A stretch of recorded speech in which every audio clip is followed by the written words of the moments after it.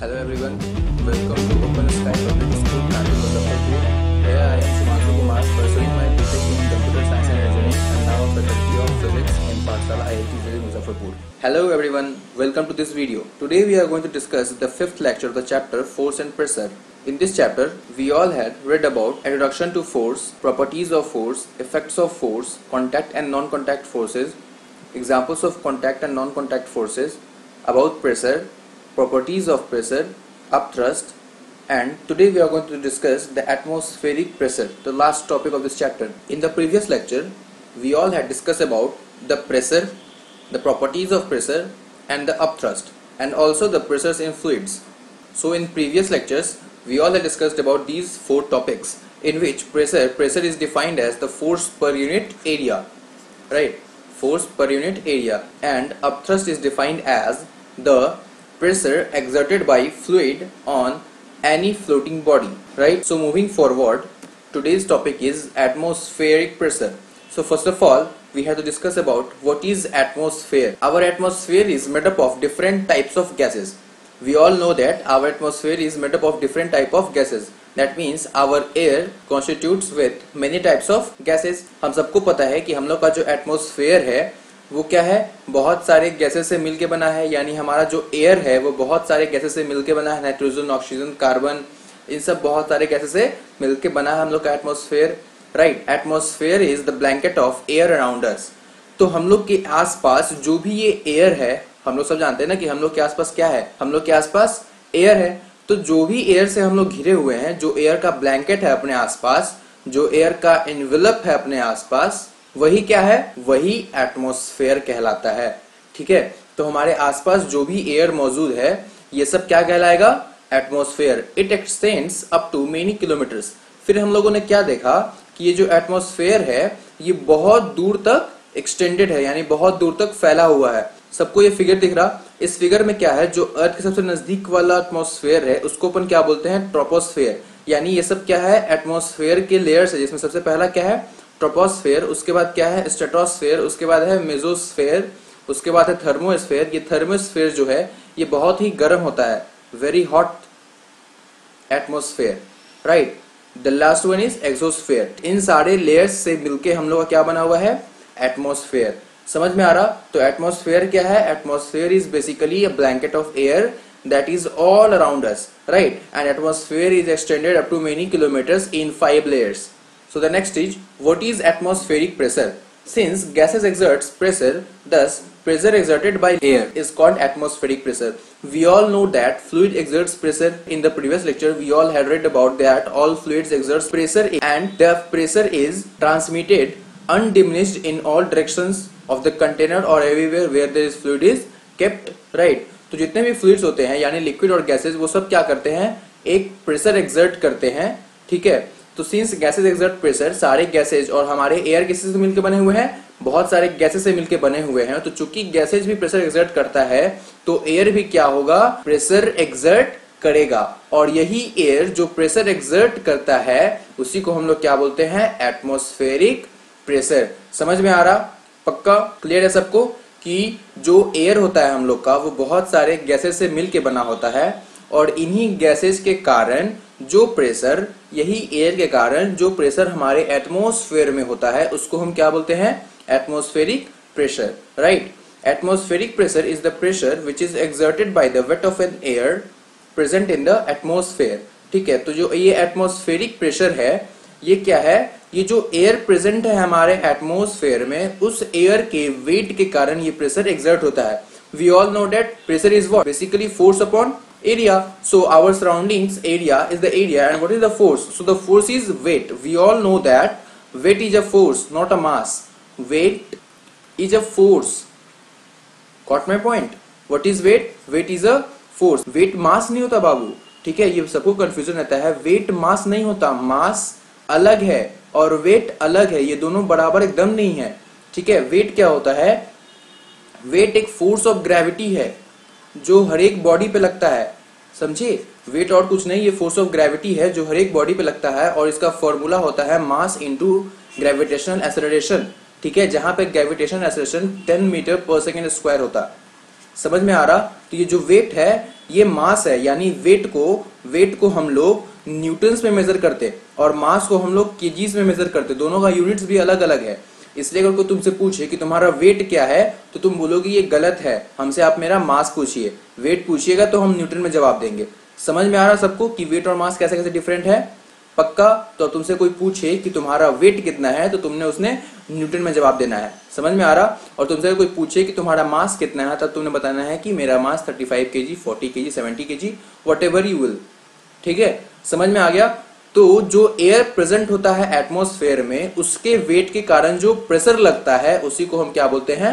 Atmospheric pressure. समझ में आ रहा? Atmospheric pressure acts in all directions. We all know that the pressure exerted by fluids acts in all direction equally, right? So atmospheric pressure acts in all possible directions. समझ में आ रहा? पक्का? यहाँ तक किसी को कोई दिक्कत नहीं? तो यही तक हमारा चैप्टर था, यहाँ पे चैप्टर होता है खत्म। So moving next, let's have a quick revision with some questions of the chapter force and pressure. ठीक है, तो सारे टॉपिक्स हम लोगों ने देख लिए प्रीवियस ब्रीफ में। अब हम क्या करेंगे, एक बार क्विक रिवीजन कर लेंगे ताकि जो भी हम पीछे पढ़े हैं वो सारा एक बार फिर से रिवाइज हो जाए। तो क्विक रिवीजन में सबसे पहले हम लोग देखते हैं फोर्स के बारे में, राइट? फोर्स क्या होता है? फोर्स इज अ पुश और अ पुल। फटाफट बोलते जाओ मेरे साथ, जो जो हम पूछेंगे तुरंत तुरंत बोलते जाना, ठीक है? फोर्स क्या है? फोर्स इज अ पुश और पुल। भैया फोर्स क्या होता है? तो जो भी पुश या पुल होता है, जो भी हम किसी चीज को अगर खींचते हैं, किसी चीज को अगर हम धक्का देते हैं तो वो क्या है? फोर्स है। Force is a physical quantity that can change the speed, shape, direction, dimension, position और state of a body is called a force. तो फोर्स क्या है? एक फिजिकल क्वांटिटी है, बताए भी थे फिजिकल क्वांटिटी क्या होता है। फिजिकल क्वांटिटी वो होता है जिसको अपन मेजर कर सकते हैं। फिजिकल क्वांटिटी का दो टाइप होता है, स्केलर क्वांटिटी और वेक्टर क्वांटिटी। फोर्स कैसा क्वांटिटी है? Force is a vector quantity. आगे पढ़ेंगे, पुश और pull on a body that can change the state of motion और rest is called a force. तो फोर्स क्या है? अ पुश और अ पुल है, या धक्का है या फिर एक खिंचाव है जो किसी बॉडी पे हम लगाते हैं तो उससे क्या होता है? उसके रेस्ट या मोशन के स्टेट में चेंज आता है। समझ में आ गया? नेक्स्ट क्या था? Properties of forces. Properties of force में पहला प्रॉपर्टी क्या था? Force are due to interaction of at least two objects. Force कब लगता था? जब किसी दो बॉडीज का आपस में इंटरेक्शन होता था तभी क्या होता था? फोर्स लगता था। It may change the state of motion of an object. किसी ऑब्जेक्ट पे अगर फोर्स लगा रहे हैं तो वो हो सकता है उसके मोशन के स्टेट को भी चेंज कर दे।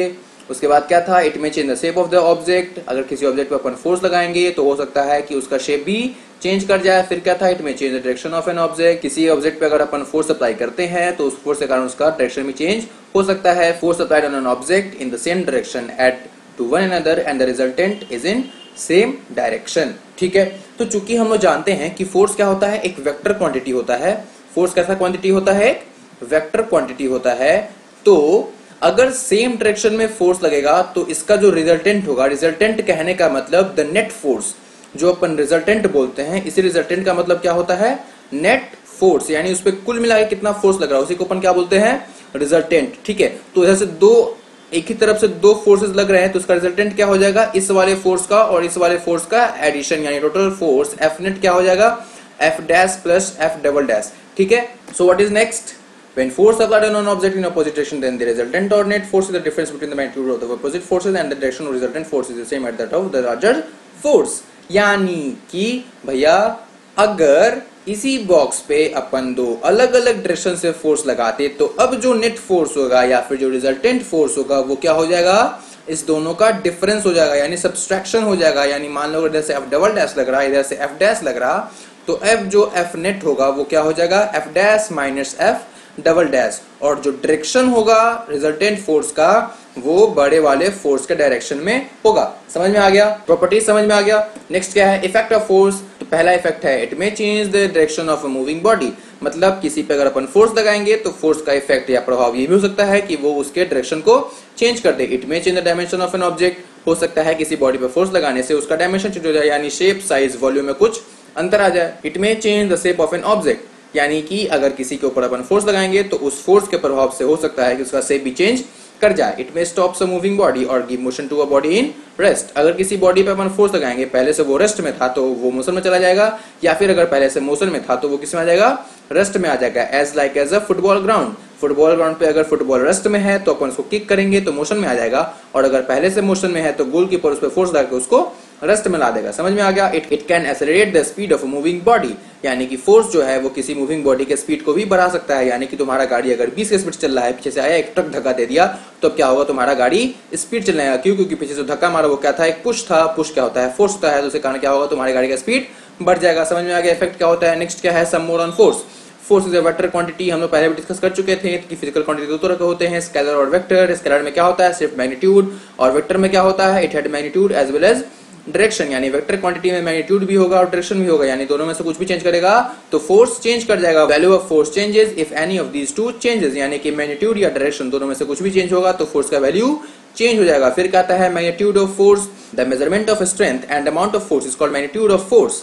यानी कि जो फोर्स का अमाउंट है, जो फोर्स का स्ट्रेंथ है, उसको जो अपन मेजर करेंगे तो उसको हम क्या बोलेंगे, मैग्नीट्यूड। टू और more forces on the same object can applied in same direction and opposite direction. यानी कि किसी बॉडी पे लगने वाले फोर्स सेम डायरेक्शन में हो या फिर अपोजिट डायरेक्शन में हो, इसको क्या कहेंगे अपन, डायरेक्शन ऑफ फोर्स। दोनों में से कुछ भी चेंज करेगा तो फोर्स का वैल्यू चेंज कर जाएगा। अब क्या आता है unit of force. Unit of force में क्या होता था, एक यूनिट था SI यूनिट। SI यूनिट क्या होता था, इंटरनेशनल सिस्टम ऑफ यूनिट। इसमें अपन क्या यूज करते थे, SI यूनिट अपन यूज करते थे मीटर, केजी, सेकेंड, और इसमें जो आता था फोर्स का यूनिट वो क्या था, न्यूटन। और CGS में यानी सेंटीमीटर, ग्राम, सेकेंड में अपन क्या यूज करते थे, सेंटीमीटर, ग्राम और सेकेंड। इसमें क्या आता था, डाइन। और एक न्यूटन का वैल्यू 10 के पावर 5 डाइन के बराबर होता है, यानी 1 newton is equals to 10 to the power 5 dyne. Got my point. Next is types of force. दो तरह के फोर्सेस थे, कॉन्टैक्ट फोर्स और non contact force. Forces that come into action after the interaction between two objects is called contact force. Contact force work on the point of contact. यानी कि जब किसी दो बॉडीज के आपस में इंटरेक्शन होता था, यानी जब कोई दो बॉडीज आपस में कांटेक्ट में आता था और उस कांटेक्ट में आने के बाद अगर कोई फोर्स लग रहा हो, यानी कि कांटेक्ट फोर्स को प्लेस करने के लिए, कांटेक्ट फोर्स के होने के लिए दोनों बॉडीज के आपस में कांटेक्ट का होना बहुत जरूरी है। तो जब कोई दो बॉडी आपस में इंटरेक्शन में आते थे और तभी अगर कोई फोर्स होता था तो उसको अपन क्या बोल देंगे, contact force. Contact force work on the point of contact. और कांटेक्ट फोर्स जो होता था वो दोनों ऑब्जेक्ट्स के पॉइंट ऑफ कांटेक्ट पे ही काम करता है। समझ में आ गया, पक्का। नेक्स्ट क्या है, non contact force. Force due to without interaction between two object is called non contact force. यानी कि वैसा फोर्स जिसके लिए बॉडीज के इंटरेक्शन में होना जरूरी नहीं है उसको अपन क्या बोलेंगे, नॉन कॉन्टैक्ट फोर्स। यानी वैसा फोर्स जो लग तो रहा होगा लेकिन दोनों बॉडीज के कांटेक्ट का होना जरूरी नहीं है, उसको अपन क्या बोलेंगे, नॉन कॉन्टैक्ट फोर्स। समझ में आ गया। तो वैसा फोर्स जो किसी दो बॉडीज के कांटेक्ट में आने पे लगता है उसे अपन क्या बोलते हैं, कॉन्टैक्ट फोर्स। और वैसा फोर्स जो किसी दो बॉडी से कांटेक्ट में नहीं होने पे भी लगता है उसको अपन क्या बोलते हैं, non contact force. Next is examples of contact force, that is muscular force, mechanical force, frictional force. The next was examples of non-contact force, that was gravitational force, electrostatic force, magnetic force. उसके बाद क्या था, pressure. Pressure के बारे में अपन क्या पढ़े, तो the force acting on per unit area of surface is called pressure. उसके बाद क्या पढ़े, और we can say that force per unit area is called pressure. Pressure बराबर क्या होता है, force upon area। समझ में आ रहा, इसका यूनिट क्या होता है, पास्कल। यानी 1 पास्कल जो होता है वो 1 न्यूटन मीटर पर स्क्वायर के बराबर होता है। ये कैसे कह सकते हैं, तो भैया प्रेशर बराबर क्या होता है, फोर्स अपॉन एरिया।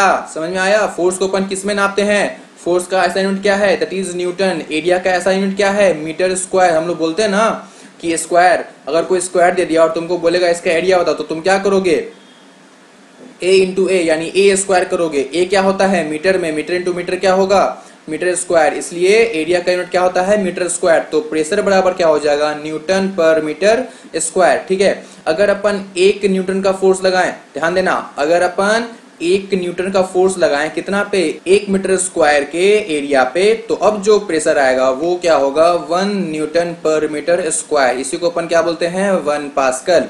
तो 1 पास्कल किसके बराबर हो गया, 1 न्यूटन पर मीटर स्क्वायर के बराबर हो गया। Got my point. अगर तुमसे कोई पूछेगा कि डिफाइन 1 पास्कल, तो तुम क्या बोलोगे, 1 pascal is the force of 1 newton acting on the area of 1 metre square is known as 1 pascal pressure. समझ में आ गया, got my point. The next is pressure is directly proportional to force and pressure is inversely proportional to area. यानी कि pressure क्या है, pressure directly proportional होता है फोर्स के और प्रेशर इनवर्सली प्रोपोर्शनल होता है एरिया के। यानी अगर फोर्स बढ़ेगा तो प्रेशर भी बढ़ेगा। ठीक है। अगर एरिया बढ़ेगा तो प्रेशर घटेगा, एरिया घटेगा तो प्रेशर बढ़ेगा। समझ में आ गया। इसका उल्टा रिश्ता है, इसका सीधा रिश्ता है। समझ में आ गया, पक्का। The next is pressure in fluids. Fluids कैसे प्रेशर लगाते हैं, तो every fluids exert equal pressure in all direction on the wall of the container. यानी जो फ्लूइड्स होते हैं वो कंटेनर के वॉल पे इक्वल प्रेशर लगाते हैं हर तरफ। यानी कि जो प्रेशर होता है that is equally transmitted in all directions. समझ में आ गया। अच्छा, अपने घर पे ये वाला एक्टिविटी करना बाबू, तुम लोग मम्मी से मार खाना लेकिन ये एक्टिविटी करना। क्या करना, एक बाल्टी ले लेना, ठीक है, उस बाल्टी में पानी चला देना नल से, और उस बाल्टी के एक ऊपर में छेद करना, एक उसके नीचे में और एक सबसे नीचे में।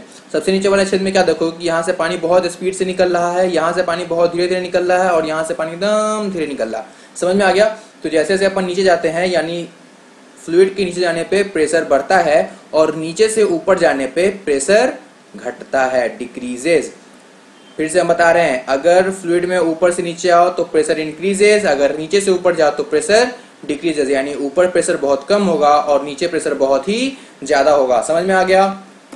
Next one is upthrust. Upthrust क्या होता है? The upward force that a liquid और gas exert on a body floating in it is called the upthrust और बायंट फोर्स। यानी कि अगर किसी फ्लूइड पे कोई ऑब्जेक्ट फ्लोट कर रहा होगा, तैर रहा होगा, तो वो फ्लूइड इसके ऊपर एक अपवर्ड फोर्स लगाएगा जिसको अपन क्या बोलते हैं? अपथ्रस्ट। समझ में आ गया?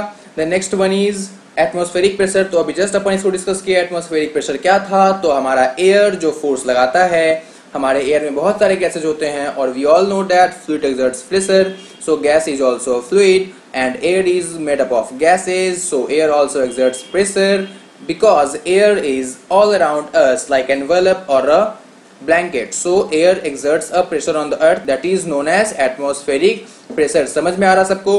पक्का है भाई? ओके, तो एटमॉस्फेरिक प्रेशर तक यानी इस पूरे चैप्टर में किसी को कोई प्रॉब्लम तो नहीं होगा। अपन नेक्स्ट वीडियो में देखेंगे conceptual questions on this chapter. ठीक है, तो इस चैप्टर के टॉपिक्स पे जो भी कॉन्सेप्चुअल क्वेश्चंस होंगे उसको अपन नेक्स्ट लेक्चर में देखेंगे। समझ में आ गया? यहाँ तो कोई दिक्कत नहीं था, तो इस चैप्टर का पूरा नोट्स तैयार होना चाहिए। Okay then, thanks for watching the video and good luck.